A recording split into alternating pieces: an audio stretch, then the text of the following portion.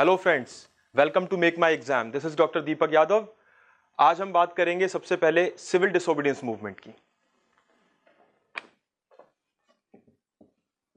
Civil disobedience movement, आपने सुना होगा गांधी जी का दांडी मार्च। तो यहां पर सबसे पहली इंपॉर्टेंट चीज है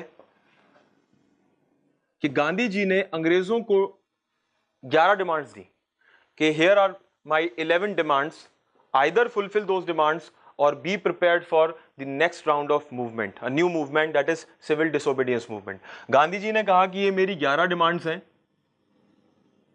या तो इन्हें पूरा करो, मैं आपको टाइम देता हूं। गांधी जी ने एक अल्टीमेटम दिया अंग्रेजों को 31 जनवरी 1930।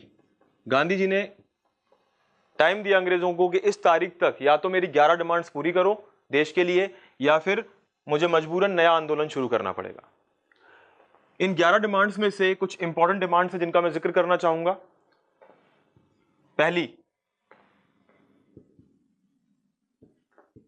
गांधी जी ने कहा कि आर्मी पे जो आप अननेसेसरी खर्चा करते हो उसे बंद करो। अंग्रेजों ने एक बहुत बड़ी आर्मी हायर की हुई थी, अंग्रेजों के पास एक बहुत बड़ी आर्मी थी। यहां पर आर्मी, इतनी बड़ी संख्या में आर्मी को रखना जरूरी था, इंडिया पर लगाम लगाना, इंडिया पर कंट्रोल रखना। लेकिन आर्मी को मैनेज करने के लिए जो खर्चा लगता था, गांधी जी उसके खिलाफ थे। गांधी जी का कहना था जितना एक्सपेंडिचर आप आर्मी पे करते हो, अगर उसे कम कर दोगे, 50% भी कम कर दोगे, तो भारत में बहुत से गरीबों का भला होगा।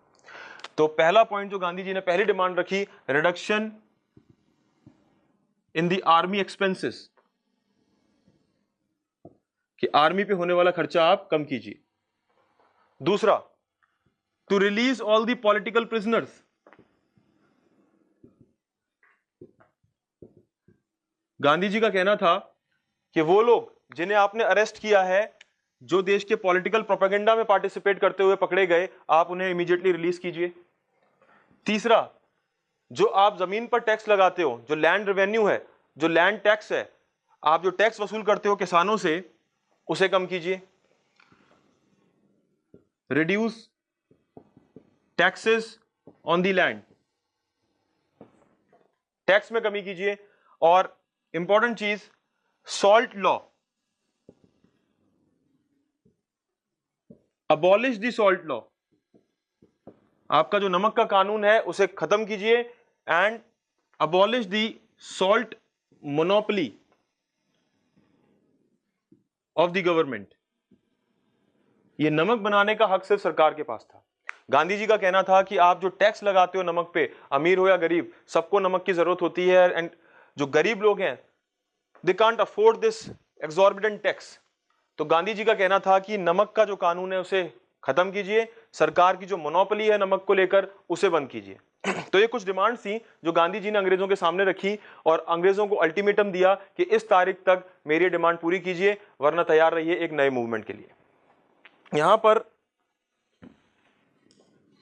फरवरी आते आते गांधी जी को कोई रिस्पांस नहीं मिला सरकार की तरफ से, सरकार ने बिल्कुल भी रिस्पॉन्ड नहीं किया। ऐसे में गांधी जी ने नया आंदोलन शुरू किया। कांग्रेस की वर्किंग कमेटी ने गांधी जी को कहा कि आप आंदोलन शुरू कीजिए, और गांधी जी ने डिसाइड किया कि मैं नमक को मैं अपने आंदोलन का मुद्दा बनाऊंगा। तो यहां से गांधी जी ने शुरू किया, जिसे हम जानते हैं दांडी मार्च के नाम से।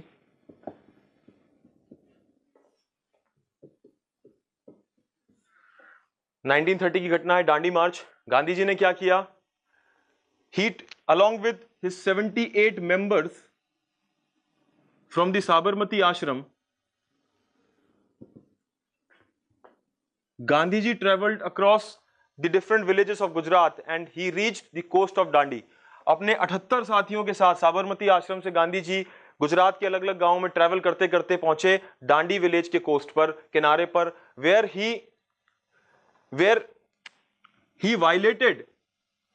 he violated the salt law by collecting the salt। ऐसा कहा जाता है कि गांधी जी ने नमक बनाया। यह बात सच नहीं है। गांधी जी ने वहां जाकर समुद्र के किनारे एक मुट्ठी भर नमक उठाया, कलेक्ट किया सॉल्ट को, और यह नमक उठाकर वो बताना चाहते थे कि मैं अंग्रेज सरकार का नमक का कानून नहीं मानता, मैं इसे तोड़ता हूं, और आज से हम भारत के लोग अंग्रेजों के द्वारा बनाए गए कानून के अंडर नहीं रहेंगे। इसके बाद गांधी जी को अरेस्ट कर लिया गया। गांधी जी वॉज अरेस्टेड, और जैसे ही देश का सबसे बड़ा लीडर अरेस्ट हुआ, देयर वॉज ह्यूज एजिटेशन, लोगों में बहुत ज्यादा गुस्सा था, आंदोलन तेजी से आगे बढ़ने लगा। गांधी जी के अरेस्ट होने के बाद पब्लिक को कंट्रोल करना मुश्किल हो गया, और यही ब्रिटिश सरकार की तरफ से राउंड टेबल कॉन्फ्रेंस के लिए हमारे पास न्योता आया, हमें इनवाइट किया गया पहली राउंड टेबल कॉन्फ्रेंस में। हम बात करेंगे फर्स्ट राउंड टेबल कॉन्फ्रेंस की। तो दांडी मार्च में जो इंपॉर्टेंट चीजें मैं आपसे डिस्कस करना चाहूंगा, सबसे पहली बात, दांडी मार्च आपसे पूछा जाएगा, सिविल डिसोबीडियंस मूवमेंट याद रखिएगा दांडी मार्च में। दांडी मार्च में जो गांधी जी ने उससे पहले जो डिमांड्स रखी थी, थोड़ा सा उस डिमांड याद रखिएगा। 4 डिमांड मैंने आपको बताई है। पॉलिटिकल प्रिजनर को रिलीज करो, आप टैक्सेस कम करो, आप सॉल्ट लॉ को अबॉलिश करो। तो ये कुछ ऐसी चीजें थी। आर्मी पर एक्सपेंडिचर कम करो। तो कुछ बातें हैं जो आपको याद रखनी पड़ेंगी एग्जाम पॉइंट ऑफ व्यू से, दे आर वेरी क्रूशियल। उसके बाद गांधी जी को अरेस्ट किया गया। गांधी जी ने कौन सा लॉ तोड़ा? गांधी जी ने सेंट्रल आइडिया जो था इस दांडी मार्च का, वो क्या था? सॉल्ट। उसके बाद दांडी मार्च के बाद अंग्रेजों का रिस्पांस क्या था? गांधी जी अरेस्ट होते हैं और अंग्रेजों ने, ब्रिटिश सरकार ने हमें इनवाइट किया फर्स्ट राउंड टेबल कॉन्फ्रेंस के लिए।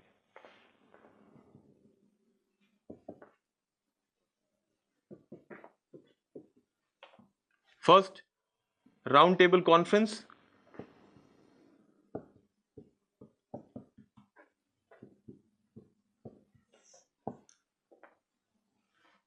the conference was organized in London, and for the first time British government treated Indians as equals। पहली बार ब्रिटिश सरकार ने हमें कहा आमने सामने बैठकर बात करेंगे। राउंड टेबल कॉन्फ्रेंस हम इसलिए कहते हैं कि उस जमाने में लंदन में होने वाली बड़ी बड़ी कॉन्फ्रेंसेस होती थी, एक गोल मेज, एक राउंड टेबल के अक्रॉस सब लोग बैठते थे, इसलिए उसे कहा जाता था राउंड टेबल कॉन्फ्रेंस।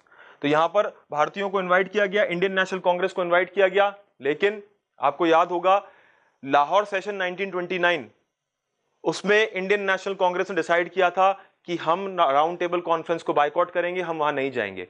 तो finally first round table conference में INC did not participate, Indian National Congress का कोई भी रिप्रेजेंटेटिव वहां नहीं जाता है। Then who participated, who attended the Congress the conference? किसने अटेंड की first round table conference? Muslim League and Hindu Mahasabha.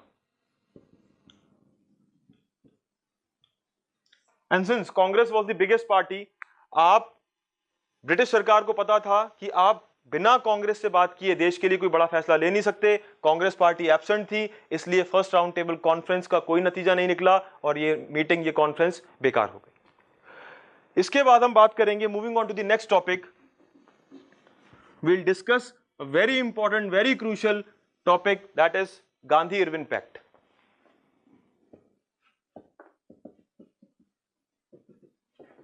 Gandhi-Irwin Pact, also known as Delhi Pact.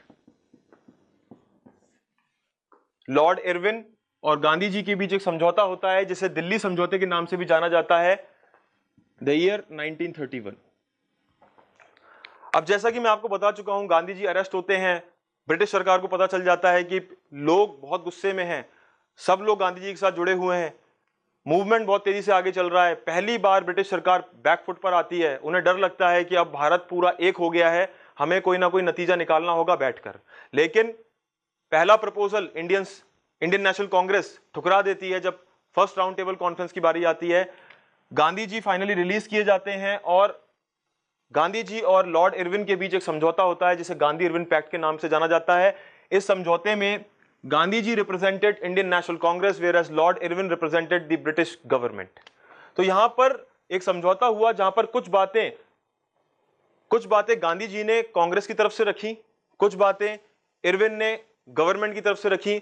एक दूसरे की कुछ बातों को हमने माना ताकि एक सोल्यूशन निकल पाए इस प्रॉब्लम का। तो यहां पर सबसे पहले लॉर्ड इरविन की हम बात करेंगे कि लॉर्ड इरविन ने कुछ बातें थी कहीं इस समझौते में, कुछ बातें मानी, कुछ कहीं। वो क्या थी? सबसे पहली चीज जो कही गई वो कि पॉलिटिकल प्रिजनर्स को हम रिहा करेंगे। जैसा कि मैंने आपको बताया था, गांधी जी ने डिमांड की थी कि release all the political prisoners. तो यहां पर लॉर्ड इरविन ने कहा कि we will release all the political prisoners but only those prisoners who are not convicted for any violence. मतलब हम उन पॉलिटिकल प्रिजनर्स को छोड़ देंगे जिन्होंने किसी तरह की हिंसा नहीं की, किसी तरह की वायलेंस नहीं की, हमें किसी तरह का नुकसान नहीं पहुंचाया। तो to release all the political prisoners, important thing is not convicted of violence. ऐसा कोई भी पॉलिटिकल प्रिजनर जिसने किसी तरह का खून खराबा, किसी तरह की हिंसा नहीं की है, हम उसे रिलीज कर देंगे, हम उसे छोड़ देंगे। पहला पॉइंट लॉर्ड इरविन की तरफ से, सरकार की तरफ से। दूसरा point, remission of all the taxes,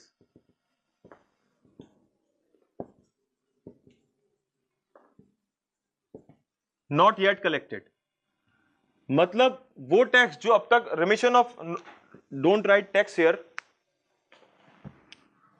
रेमिशन of all the fines, जितना भी हमने जुर्माना लगाया है, जो हमने अब तक वसूल नहीं किया लोगों से, हम उसे माफ करने को तैयार हैं। हमने जो भी फाइन लगाए, जो भी पेनल्टीज लगाई, वो हमने अब तक कलेक्ट नहीं किए हैं, तो हम उन्हें छोड़ने को तैयार हैं।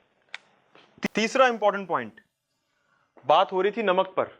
गांधी जी ने जैसा कि कहा था कि सरकार की जो सॉल्ट पर मोनोपोली है उसे खत्म किया जाए और सॉल्ट लॉ को अबॉलिश किया जाए। तो यहां लॉर्ड इरविन ने एक बात को माना और कहा कि नमक बनाने का हक हम भारत को देंगे। पहले नहीं था, पहले सिर्फ सरकार ही नमक बना सकती थी।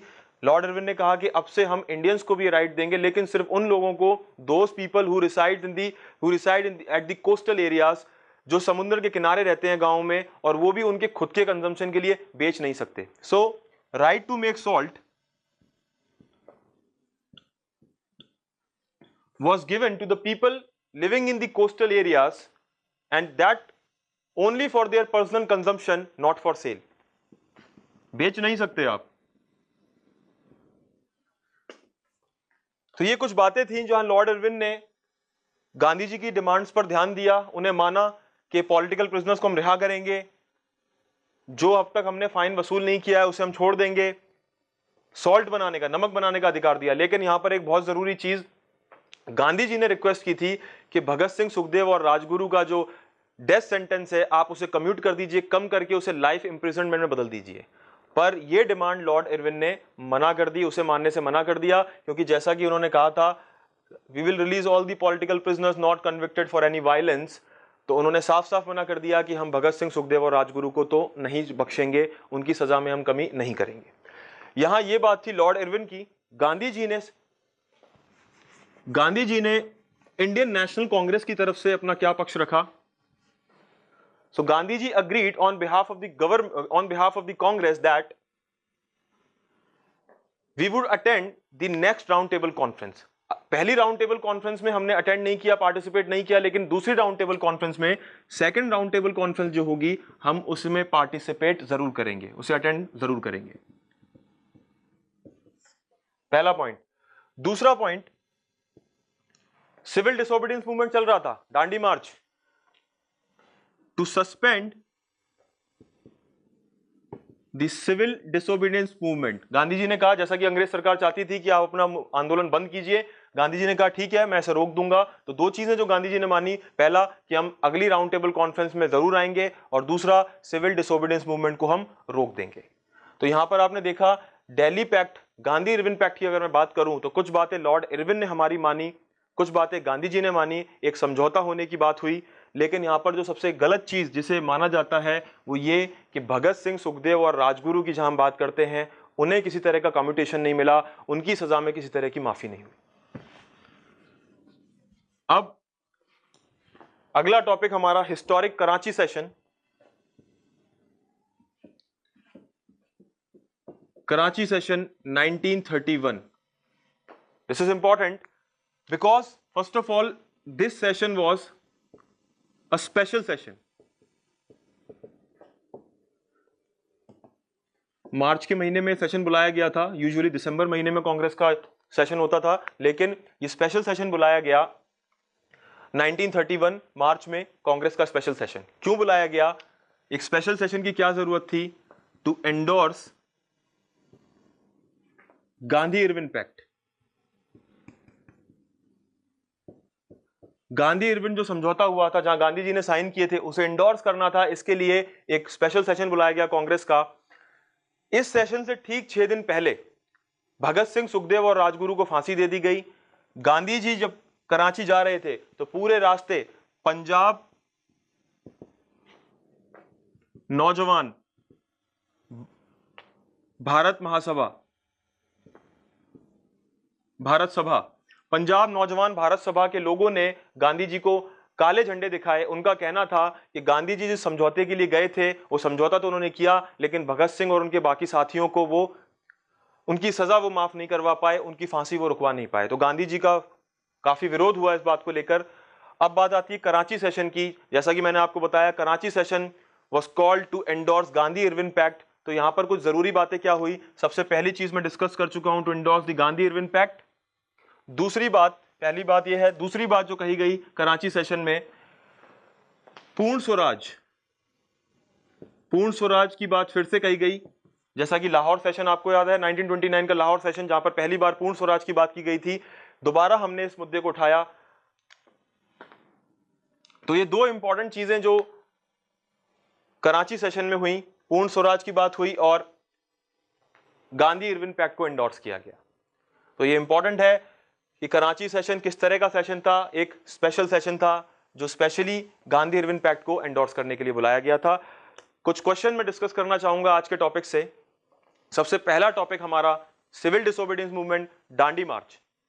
वहां पर जो इंपॉर्टेंट चीज है दैट इज सॉल्ट लॉ, कि दांडी मार्च गांधी जी ने किया था वो किस पर्टिकुलर कानून को तोड़ने के लिए या फिर किस को मुद्दा बनाकर गांधी जी ने दांडी मार्च शुरू किया था, वो था सॉल्ट।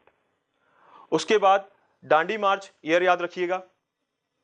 तीसरी चीज कि दांडी मार्च के बाद क्या घटनाएं होती हैं, आपको ये चीजें दिमाग में रखनी है। जैसे कि दांडी मार्च के बाद वायसरॉय ने राउंड टेबल कॉन्फ्रेंस सजेस्ट की। राउंड टेबल कॉन्फ्रेंस, पहली राउंड टेबल कॉन्फ्रेंस कहां होती है? लंदन में होती है। डेट याद रखिएगा, नवंबर 1932, जनवरी 1931। राउंड टेबल कॉन्फ्रेंस, पहली राउंड टेबल कॉन्फ्रेंस में पार्टिसिपेट किस किसने किया? इंडियन नेशनल कांग्रेस तो गई नहीं थी, मुस्लिम लीग और हिंदू महासभा ने पार्टिसिपेट किया।